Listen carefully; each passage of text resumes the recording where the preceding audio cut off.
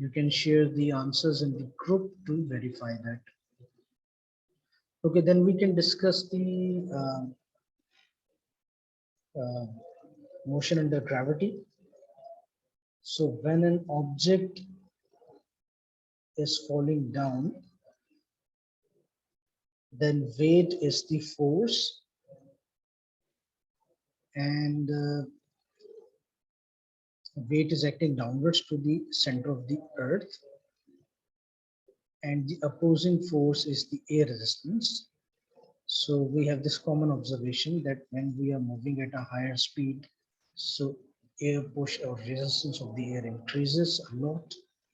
So when object is stationary at the start, air resistance is 0, and when it starts falling down means it starts accelerating, then air resistance also starts increasing with the speed. So I should have added another slide here showing that air resistance is increasing gradually, but you can also see from here that here there is only one force acting downwards, that is the weight of the object. There is no air resistance, but then object would have gained some speed. Now we have weight acting downwards. Weight is same, it's not changing, but air resistance has started rising. And in third diagram you can see weight is same and air resistance has increased equal to the weight of the paratrooper.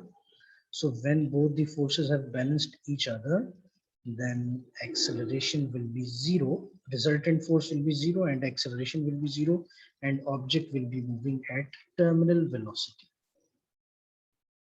Okay, so that can be seen from this graph as well. Velocity time graph plotted for this paratrooper jumping down. So at first we have some part, we have straight line, that means object is accelerating,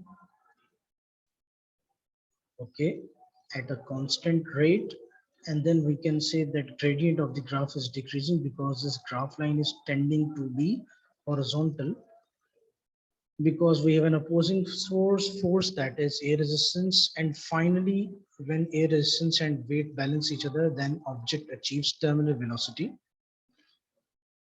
And then when parachute is opened, then speed decreases, velocity decreases drastically, and object again achieves some terminal velocity, and finally paratrooper jumps onto the ground, it touches the ground. So this is the graph of a freely falling object here. So basically it's a specific case in which there is a paratrooper and he achieved terminal velocity twice.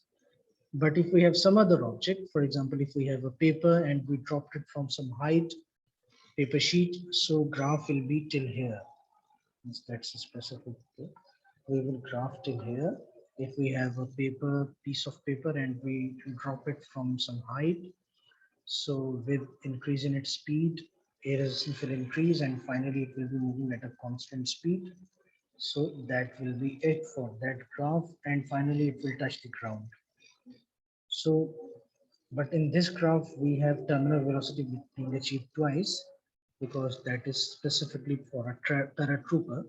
So at first terminal velocity is achieved with parachute closed, and then parachute is opened, and again terminal velocity is achieved. Okay, so basically this topic needs some more discussion, some more time, but because we are